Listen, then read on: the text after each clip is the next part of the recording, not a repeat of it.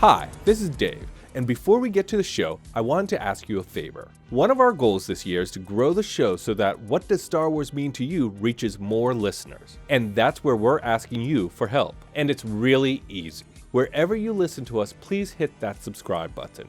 If you're liking the show, give us a 5-star rating and review on the platform you listen to us. We make a lot of fun of the algorithm and the smash that button thing, but it really does help us get noticed by new fans. And if you want to join in on the conversation, find us on social at Star Wars Mean to You. That's Star Wars Mean, the number 2 in the letter U. Now, let's chat some Star Wars. I'm just like deer in headlights, and the only thing that came out of my mouth was, I'm so jealous you got to make out with Harrison Ford.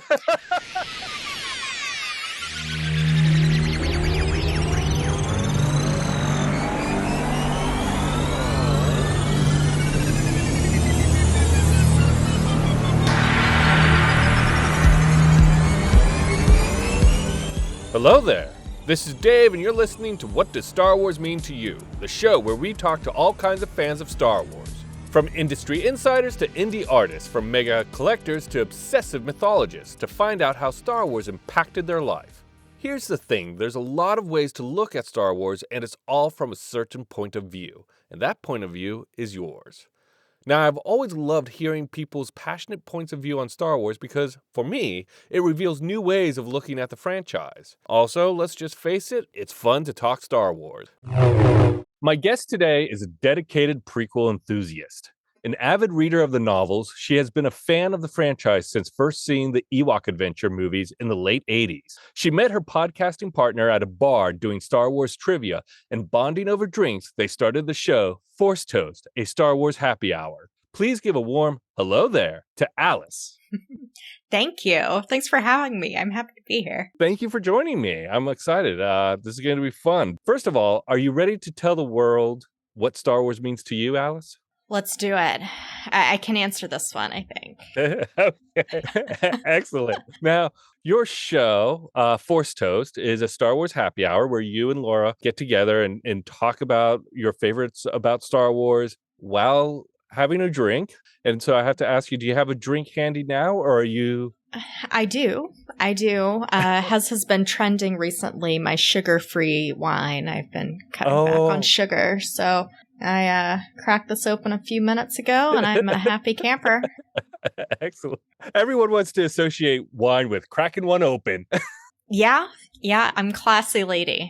That's my middle name. Alyce Classy Lady. Force Toast. Sorry. My jokes will get better, and this one will be cut out. Nah, okay. Leave it. Just go with it. That's my motto. So let's start with 5 with the Force, which is a standard set of 5 questions I ask all my guests. And so number 1, which Star Wars movie is your go-to favorite? Attack of the Clones. Attack of the Clones. Is there a reason for... Yeah, a lot of reasons. I adore it. I think it has the best prequel soundtrack. I think it is the most action-packed, and it has the most, critical plot moving forward piece, and it's just so cool because I think that's the first time, if I'm not mistaken, that we see a ton of Jedi all running around. Yes, yeah, I think you're right. I saw, either I was talking to someone or I saw it online, someone said to the effect of, the thing about Attack of the Clones is no matter what, it's a good time. There's espionage, there's romance, there's humor, there's action. It really does have all those things. Yeah, I love it. I could watch it over and over. And part of the reason I got really attached to it is I babysat a lot in high school and right out of high school to pay my car insurance.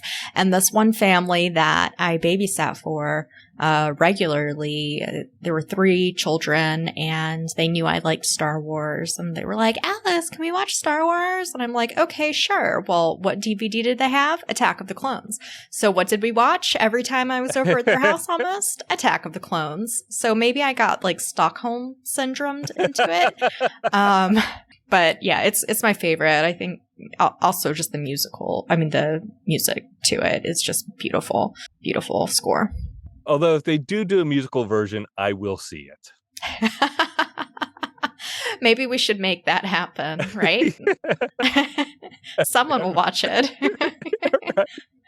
I think Revenge of the Sith, the high ground piece by Ben Kenobi would be an amazing solo. Oh, yeah. Right? Oh, that could be something solid. I'd want it to be kind of in the style of Sweeney Todd, Yes. It's like a little dark, but kind of like, it's kind of weird and wacky. That'd be great. Yeah, that would oh be my gosh, awesome. we need to be musical producers. I know. New career. Broadway. Here we come. Yeah, my voice would make the baby Jesus cry, so I'm not going to perform in it, but I can certainly come up with ideas. Yeah. You can come up with ideas and you can give notes, which are the two most important things when producing a Broadway play, from what I hear. All right, done. Okay, so for this next question, I have to roll a D6. So 3. So who is your favorite bounty hunter? Ooh, snap. That one's hard. I'm going to go with Boba Fett. I hated him for a long time, and then once he showed up in Mando, I was like, yes, I like you now. It was a 180, shockingly. Go with him. Yep. Yeah. Keep it Boba easy. Fett's he's a straightforward bounty hunter from the movies. I don't know why I said it like that. That was very weird. Like, I've never seen the movies before. Anyway, okay, question number 3. What is your favorite line to quote? Oh, I feel like I randomly quote stuff. It's like I'm one of those people where, especially at work, I like to joke around, but sometimes things come out of my mouth and I'm like, why did I just say that?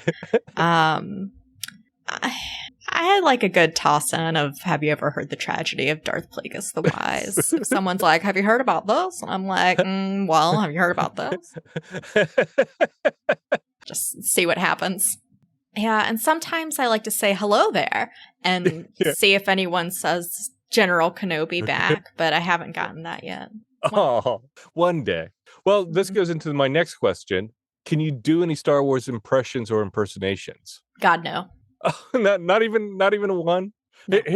I'm going to give you a super easy one. Okay. This is like the easiest one to do. I think. Hold on, here we go. Gonk. Oh, I can do Gonk, yeah. Maybe. Clonk. It's so... Anakin, you're breaking my heart. There, that's as close as we're going to get. I liked it. No one ever does Padme, so... Well, I'm like, hey, short person, brown hair, like, lady, close enough. Yeah. And now my final question with 5 with the Force. Besides the movies, what is your favorite Star Wars content? This could be a TV show, a comic book, a novel, a game. Ooh, books. So I was thinking about this earlier today, because prior to the High Republic, I would have said Dark Disciple, hands down, best book. But High Republic, man, that's hard to beat. Light of the Jedi, what a kickoff. So I'll have to, let's do a splitsies, if that's okay. Yeah. So it's High Republic and Dark Disciple.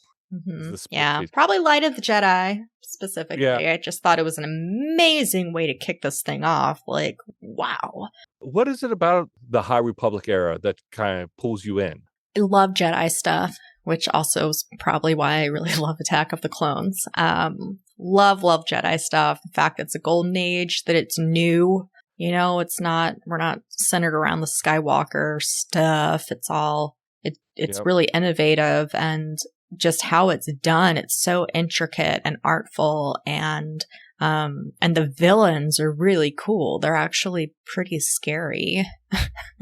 I also like how we get like the baseball cards, essentially, of the different characters, so you can get an idea of what they look like. That's cute. Now, I have, and I talked to Laura about this as well, because she was big into High Republic era, and I have not started that series yet.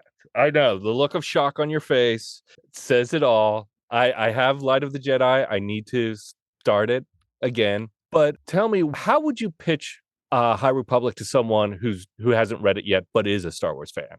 Ooh, I guess I would just say, if you want something new that you haven't seen before, if you like weird Force stuff and Jedi and scary villains that you don't know the backstory to, or you learn it as it goes on, give it a whirl. There's a lot of action. There's a lot of sense of urgency in most cases. And it's just cool seeing how the Republic that we know from the prequels, kind of how that started to come together. Let's go back. You mentioned in your bio, you mentioned that Ewok Adventures is kind of what got you into Star Wars. Can you tell me what was your first interaction with Star Wars? And can you take me through that journey a little bit? I certainly can. So I was a TV baby. I loved watching TV, and I think I was just like put and bouncer in front of a TV. I knew how to control the tracking on a VCR when I was 2. Wow.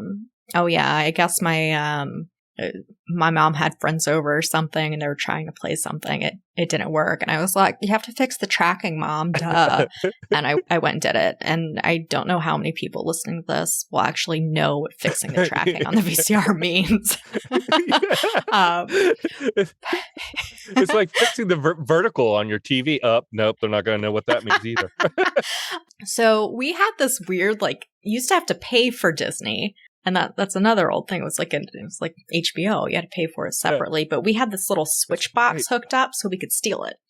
And in all of my TV watching, I watched the Disney Channel all the time, and they would play the Ewok movies on it. And I was like, oh, this is so cool. Looking back, I'm like, oh my God, that was dark as shit.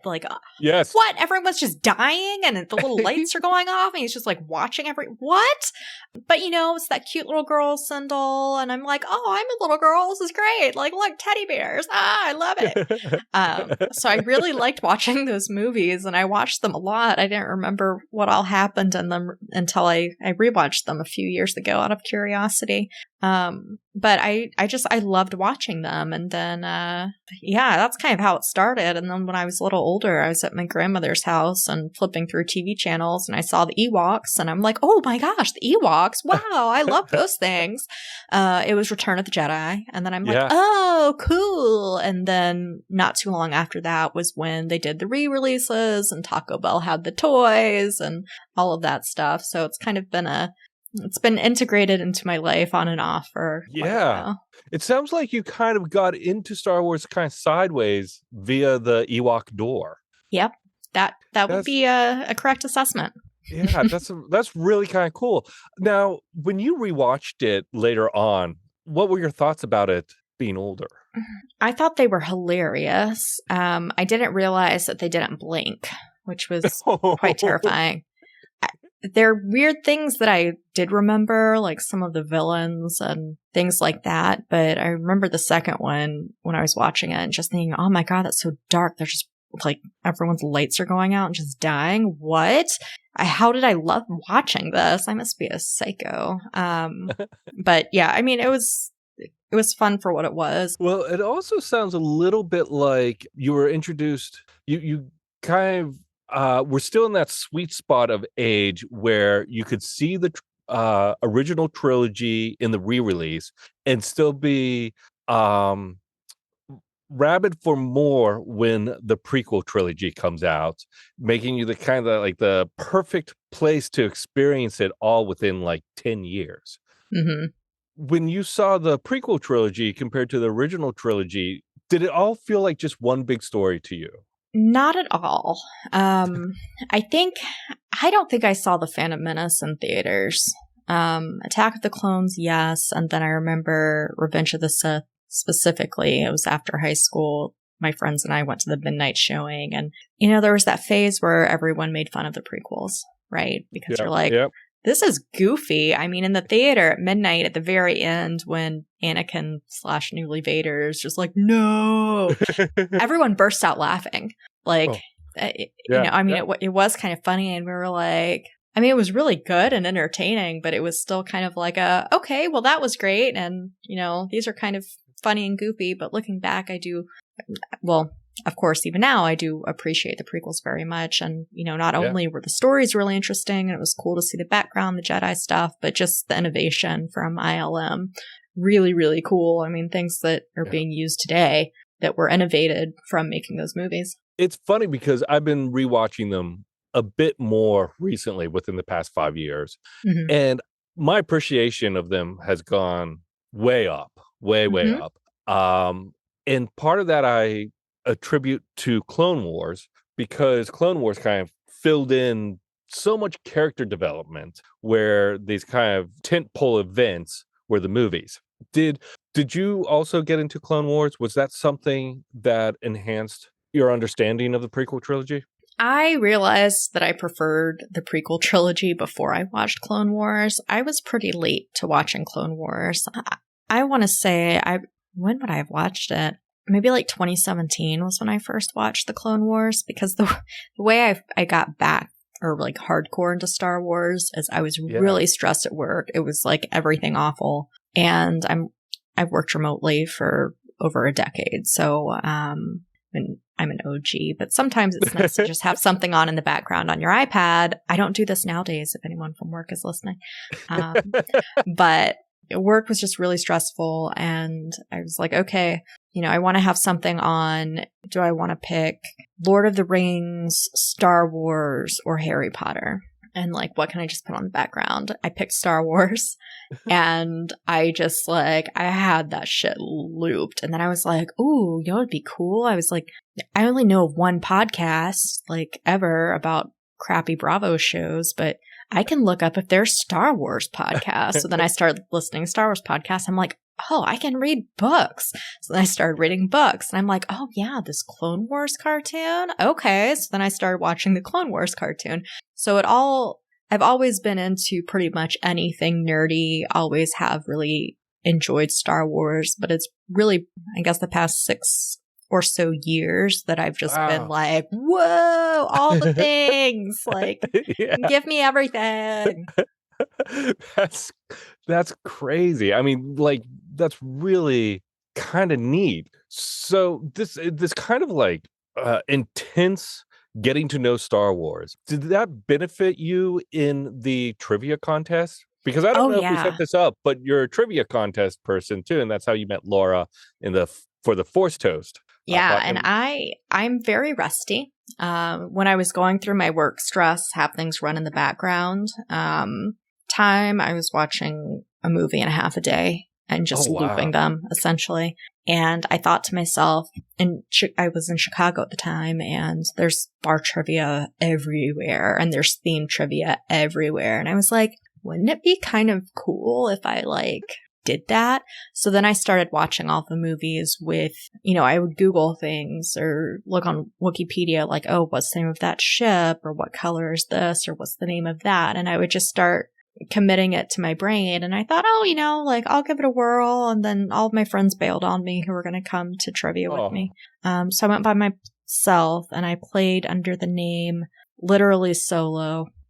And I went to the first one, and I kicked everyone's ass. It was amazing. And there was this trivia master who was hilarious. And I won. And the second place was this group of 8 dudes, and they were so ticked off. They were like, oh my God, how did someone beat us? And I was like, hi, it's me. I did that. I won. So I went all over playing Star Wars trivia. Lo and behold, Laura was doing the same thing, because at one of the trivias, I saw her on the Facebook invite, and she posted is this going to have legends in it? Da, da, da, da. And I'm like, oh, who is that girl? She's my enemy. And I remember seeing her. I was like, oh, that girl's my enemy.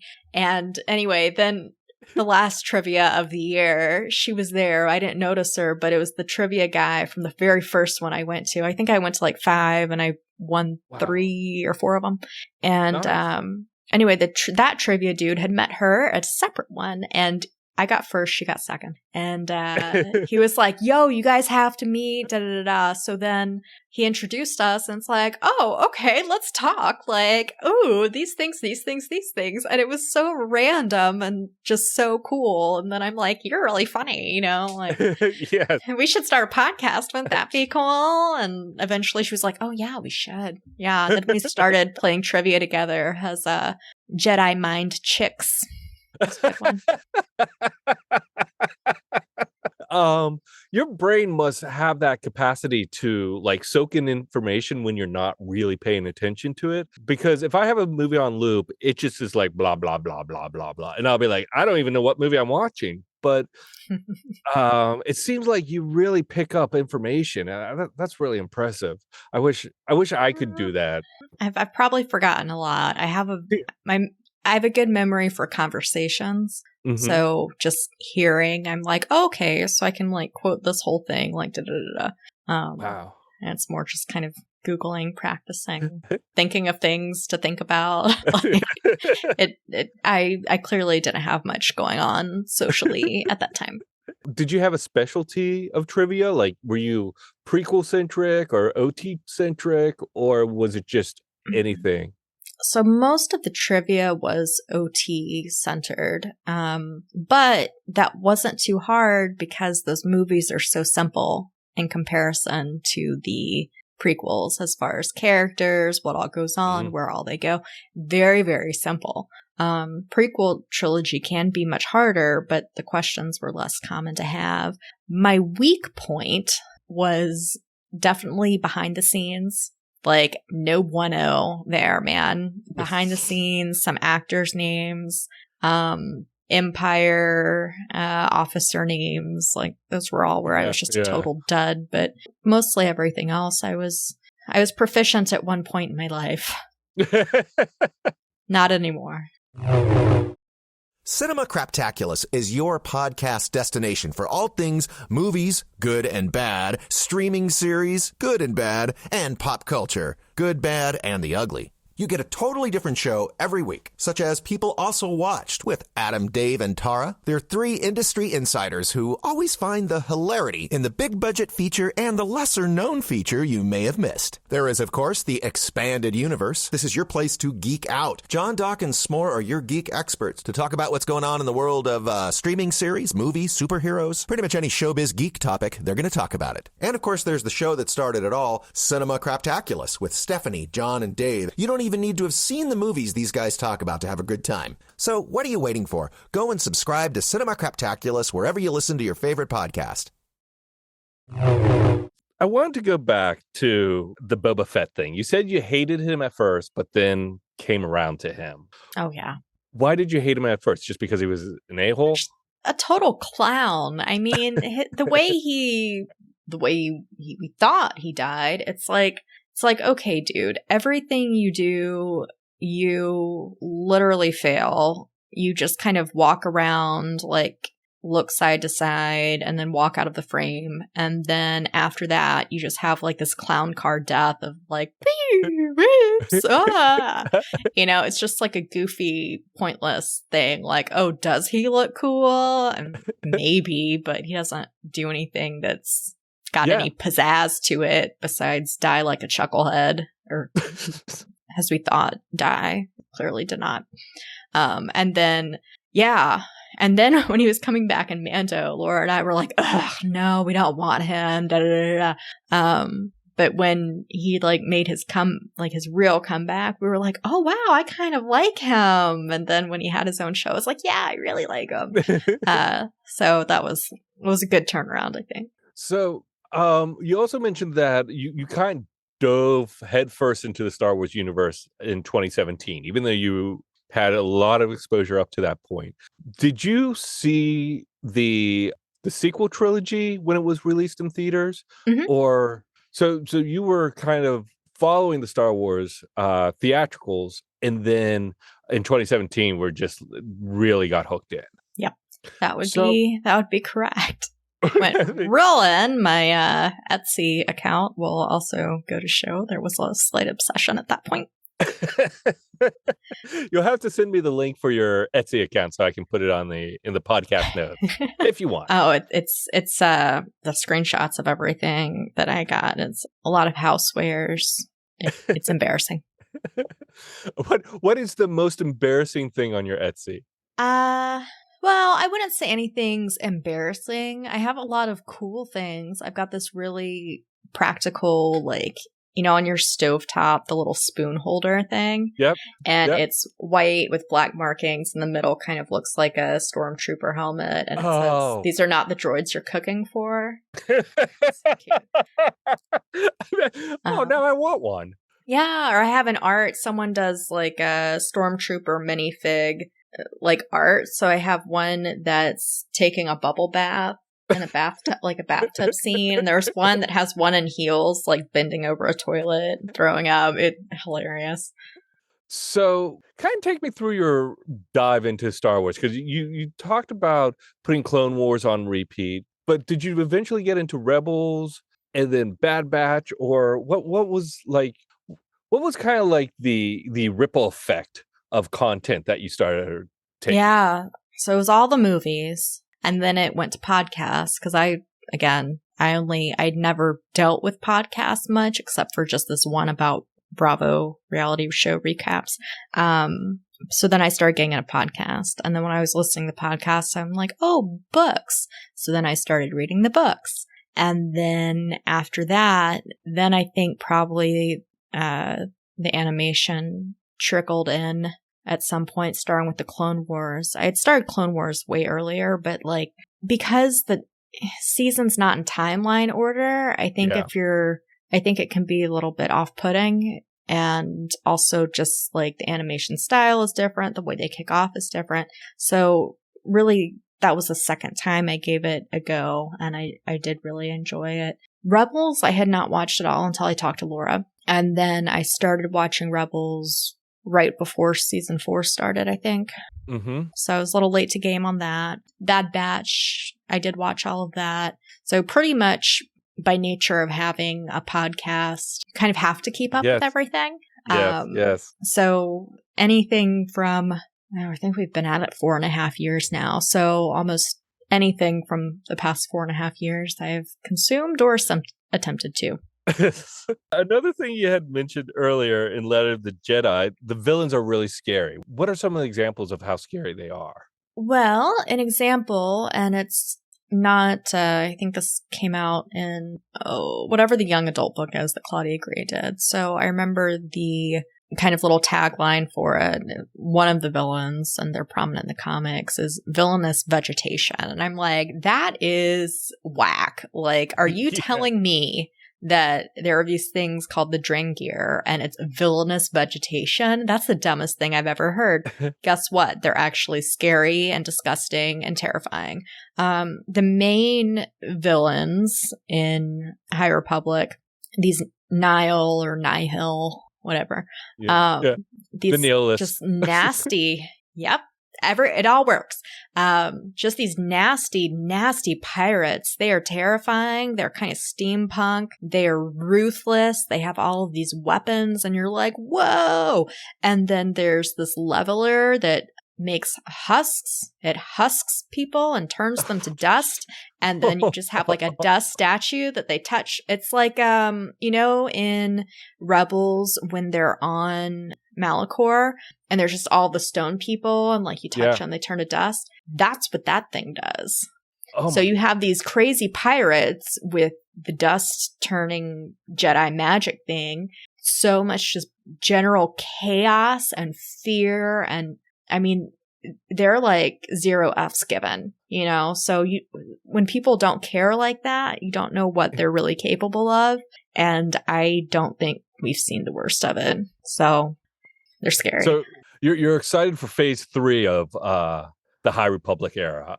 Oh yeah. I'm ready for it, but I'm going to be really sad when it ends. It's been so good. I mean, I feel as though it seems very popular to me. And I think it's like one of the times where this idea of creating media out of like making all the extensions of a movie franchise without the movies. So there's this whole era where they don't have movies yet to really sell the books and the toys and the comics and everything, but they've really made something of this era that feels like it's very much resonating with fans of Star Wars right now. Mm-hmm. And so I feel like just like the Acolyte could lead into something much bigger for the High Republic era, it feels like there's a possibility that this could be around for a while. It could be a thing. yeah, it's amazing, and I'm going to be really sad when it's done. I love being away from the Skywalker saga. I love being more like air quote low tech in the past. Like they haven't figured out Bacta yet. They haven't figured out hyperspace lanes. It's all in flight. Oh, that was a good pun. In flight. Get it? Yes. So it's just cool. And who doesn't love a ton of Jedi running around with like their cool ass lightsabers and great. That's interesting how far they come in 200 years with Bacta and hyperspace lanes and everything. Well, I told Laura this, and I'll tell you, I need to read this book. I will read it, and I'll put that on my to be done list. Good. And then you'll have to let us know what you think when you finish it. I'll give you a book report, and at the very end of the book report will be a line that's something like, if you want to know what happens at the end, you're going to have to read Light of the Jedi. Perfect. I always think a third grader's end of a book report is the perfect way to end any kind of article. Amazing. I love it. Having gone through the Star Wars experience that you have, which is one that I really admire. I've talked to a lot of people who picked it up with the re-releases and then the prequel trilogy, or picked it up later and just dove in. What do you think is the best way to introduce the movies to someone new? Ooh, that's a good one. Because that is tricky. Because the original trilogy, by today's standards, is very slow. Yes. Yeah, the attention span of people today is not, just having phone at your fingertips all the time. Isn't what it used to be. And I think the OT can be very slow. Especially the prequels are very fast and kind of all over the place. And then The Force Awakens is pretty great. The other two, a little bit contentious. I don't know. I would almost... Ooh. I don't know if I would start with either Rogue One or The Phantom Menace, to be honest. Just give a whole lot of caveats. Yeah, I mean, Rogue One is a really good one that has a lot of the excitement of the original trilogy, a lot of the action, a lot of the look, but is also modern enough to not be super boring. Mm-hmm. And so, what about Solo? I think that's a good one too, where you get the excitement but don't. Yeah, I think like Force stuff, magical thinking kind of is key for me, at least. Even though Rogue One doesn't have a lot of Force stuff, but I prefer Rogue One to Solo for sure. Yeah, it's surprising how I find for myself that when I see these movies for the first time, I'm like, oh, okay. And then like a year later, after I've seen it a couple of times, I'm like, you know what? This is a really good movie. Do you find your expectations for Star Wars movies to affect your experience of the Star Wars movies? Yeah, I think so. And one thing that has definitely changed for me in the past several years, from when I first started out getting really, really into things, was before The Last Jedi. And I was super into Googling for spoilers and things like that. And I don't even bother with that anymore. I'm like, nope, going in blind, whatever happens, happens. Because inevitably with anything, with your great shows, with any, especially mystery box shows, all about watching Yellow Jackets, great mystery box show. But inevitably, something's going to come out or someone's going to have a theory that is so good and you get so attached to it. And when it's not right, you're like, oh man. And then when you see what happens or what was actually done, you're like, well, that's not as good as this awesome theory. Why doesn't someone hire them? So I think it's better to just kind of fly blind, just go in, see what happens and call it a day. Totally agree.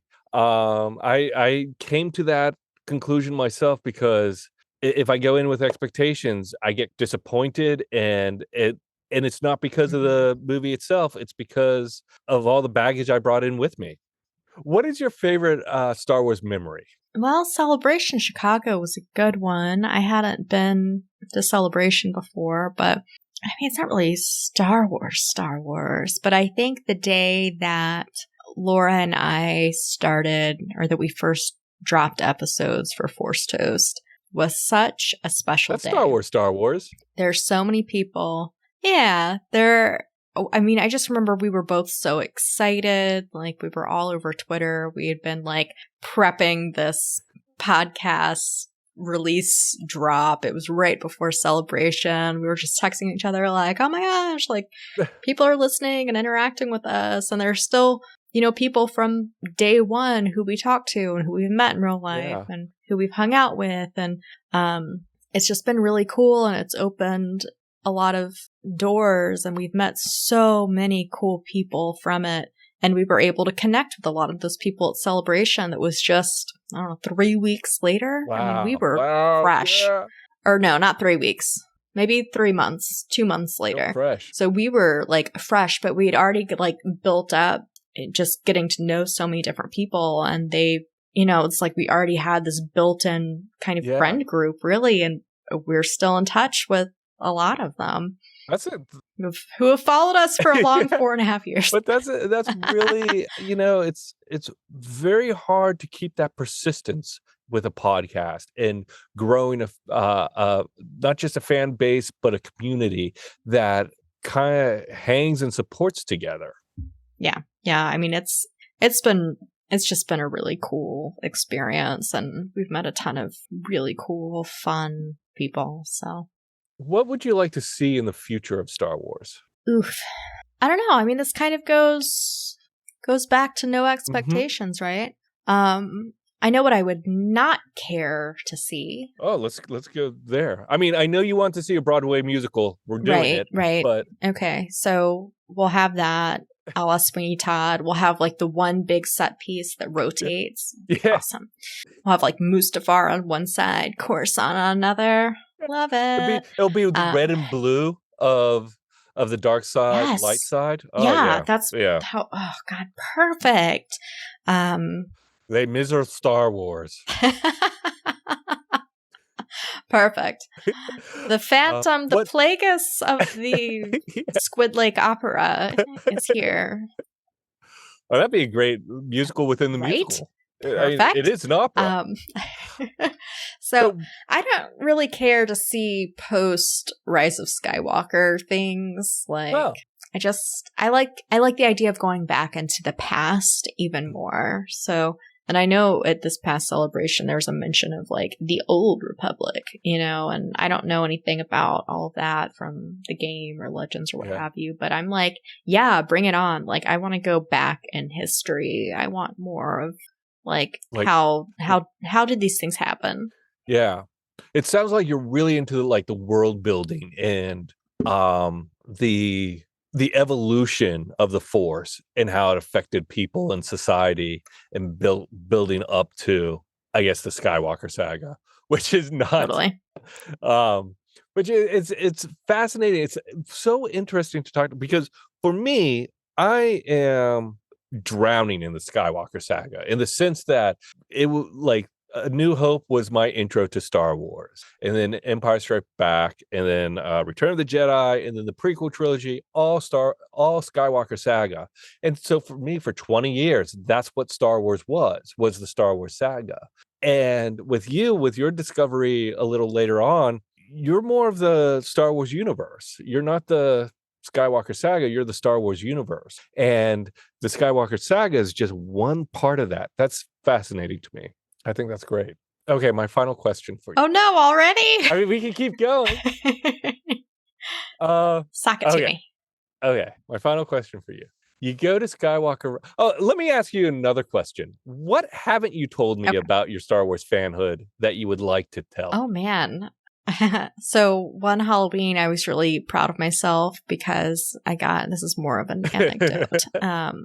I was really proud of myself because I had this awesome outfit that I had gotten, and it was Arena Padme, with the long sleeve top and the ripped and one sleeve. And I had like watched, there's a YouTube makeup and hair tutorial video for how to do the exact look. I spent all this time for Halloween. I was so pumped. I'm like, oh my God, this is bomb. I look awesome. Like, I love this so much. And I did, I was an adult when I did this. It wasn't that long ago. Yeah, 6 years ago, whatever.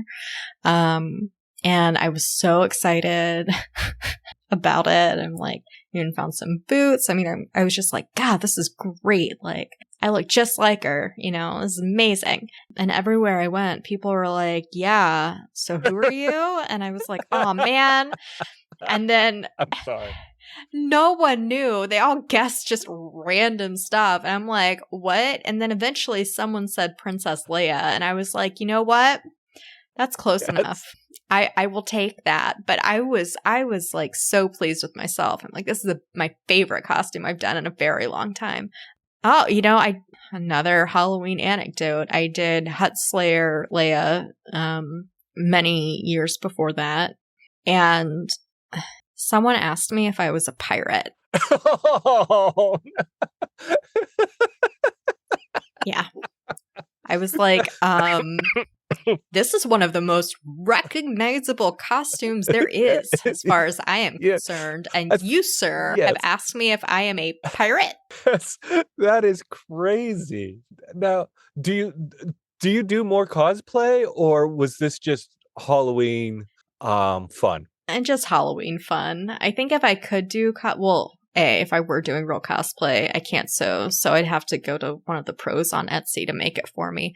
But I would probably do like the lake dress Padme. I love that dress. So pretty. Hate the hair though. Yeah, I was about to say that. It looks like a heavy wig. The hair would be difficult to do because it's pretty. I thought it was pretty ornate, isn't it? It's really big. Yeah. It's like a cornucopia. It's like a bodice on top of her head. Yeah, it's that's too much for me, but the dress itself, love, give it. For my final question, you go to Skywalker Ranch and there at the gates, George Lucas greets you. What do you say to him? High five.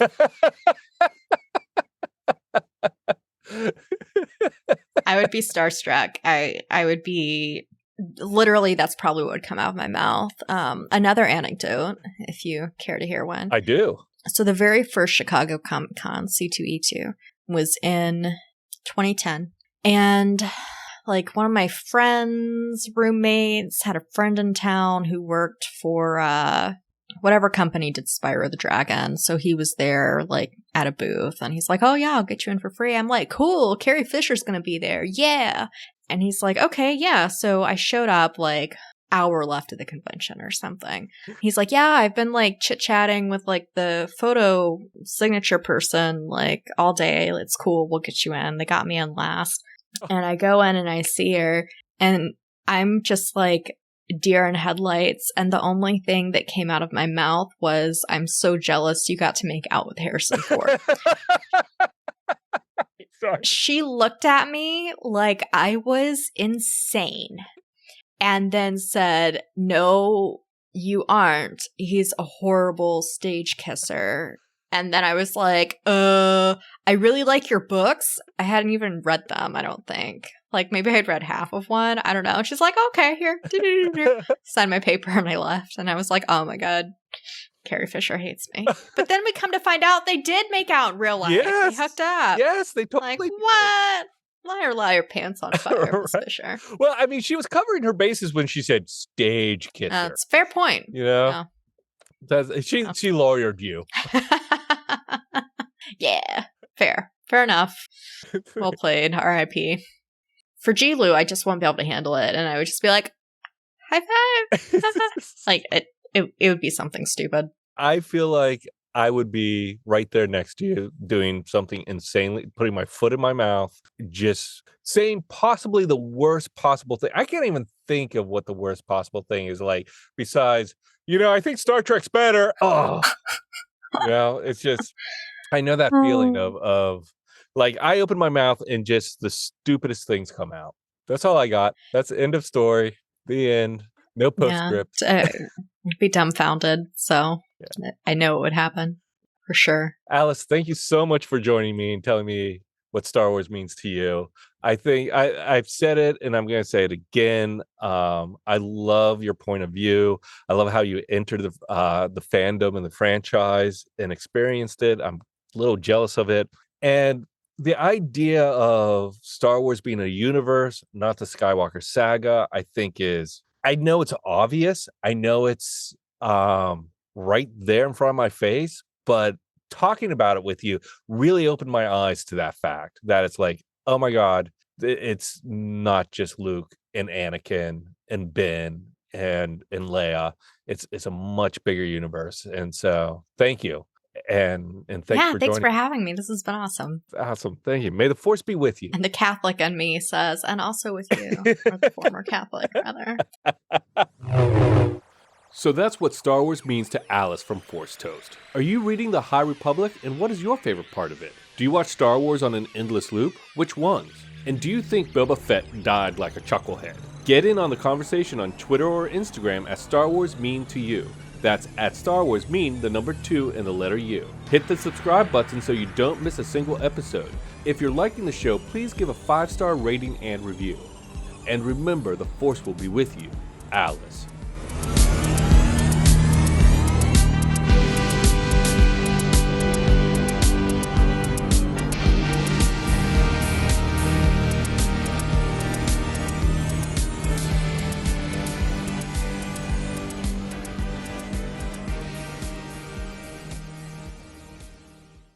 Hi, this is Dave, and before we get to the show, I wanted to ask you a favor. One of our goals this year is to grow the show so that What Does Star Wars Mean to You reaches more listeners, and that's where we're asking you for help. And it's really easy. Wherever you listen to us, please hit that subscribe button.